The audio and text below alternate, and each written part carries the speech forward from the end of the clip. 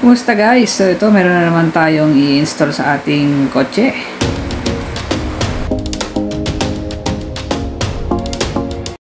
So ito guys, buksan natin itong nakita ko lang sa Facebook and sa YouTube na yun, dagdag hangin sa ating kotse kasi alam niyo naman ngayon sobrang init, kaya ito bumili tayo ng car aircon fan. Ayan, so dual siya. Ayan o, USB, so 12 volts guys.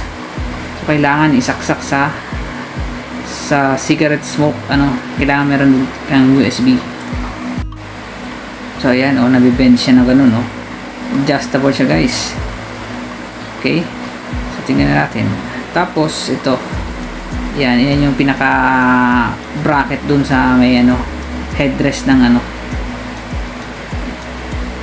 ng upuan. Yan, so ito yan, bilog na yan, need isalpak do ito. Yan, okay, so gawin natin to guys. At ito may lock siya dyan. Yan, so ipapasok yan dito guys. Yan, so kailangan tanggalin muna to or luwagan muna. Yan, tapos sabay tulak lang yan guys.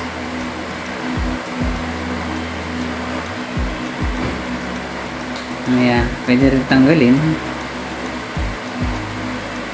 Tapos yan, isasalpak mo lang na ganun guys. Tulak lang siya.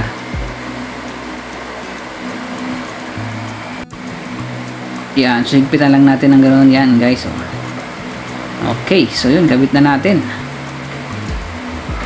Ito na guys, so na-assemble na natin. Tama-tama to kasi mainit ang panahon ngayon, dagdag hangin, lalo na yung mga nasa likod guys. Tara. So yan na, nandito na tayo para ikabit. Yan, kailangan yung headrest iaangat yan kasi doon natin isusok-sok yung bracket nya. Tapos USB type siya. Yan, so lilinyahan natin mamaya dyan, pupunta ron. Dapat nakatago yun guys. Yan, so uso to ngayon, sobrang init at least, di ba, kasi ito sedan, pang sedan type lang nga pala to guys dito sa second row lang dapat to. Ayan so may lock siya, adjustable din yan, so hanggang 3 yan guys Ayan, depende sa laki nung yung bakal na yun. So yan, dyan natin isasalpak.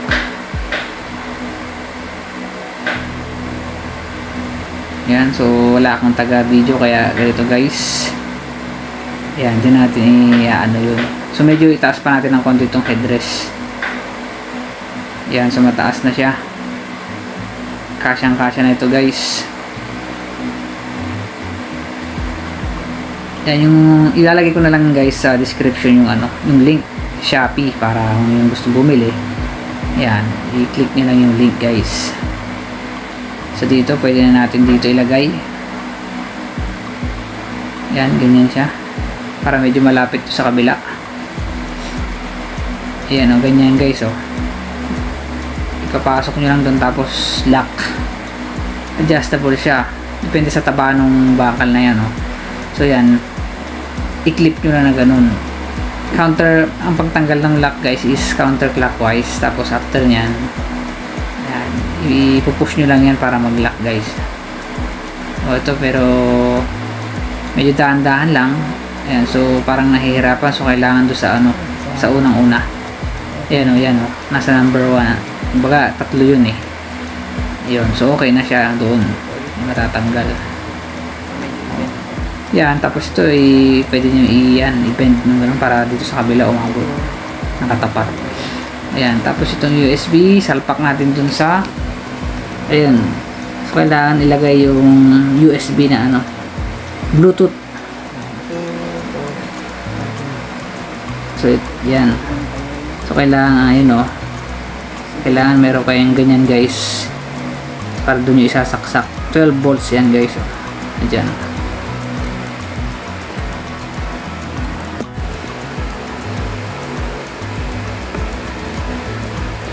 So yan, saksak lang natin dyan.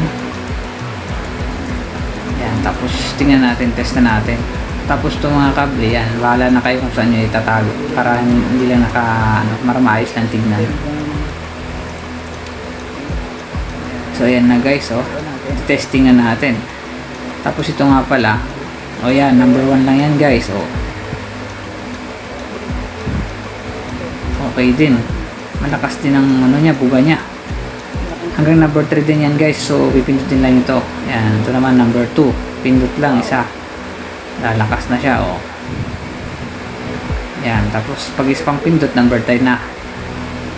Yan, 3. Lalo, lakas, grabe. Solve ito guys. Oh, ayan. So na-install na guys. Bili na kayo guys. Okay ito. Sa Shopee, ilagay ko yung link sa description. Sobrang init kasi guys. So, ayan, tamang-tama to.